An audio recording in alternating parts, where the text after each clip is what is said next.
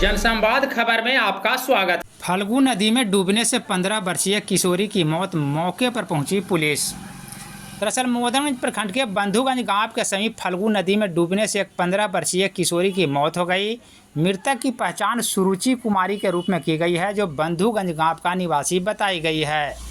दरअसल लड़की अपने भाई के साथ सोमवार को गांव के समीप फल्गु नदी किनारे पैर धोने गई थी। इसी क्रम में पैर फिसलने से वह नदी के गहरे पानी में चली गई और डूबने से उसकी मौत हो गई। बाद में भाई के द्वारा शोर मचाने के बाद ग्रामीणों ने काफ़ी प्रयास से किशोरी को बाहर निकाला और रेफरल अस्पताल घोसी लाया, जहां चिकित्सक ने किशोरी को मृत घोषित कर दिया।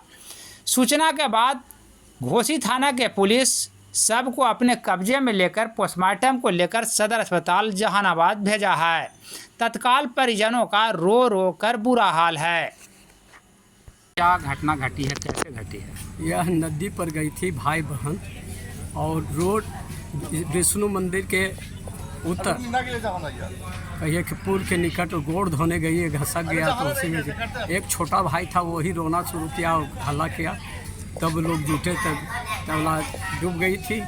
इसके बाद गांव के लोग खोजे। क्या नाम है इसका? सुरुचि कुमारी नाम। कहाँ की रहने वाली है? रहने वाली बंधुगंज के। पिता का नाम? पिता का नाम कमलेश दास की पोती।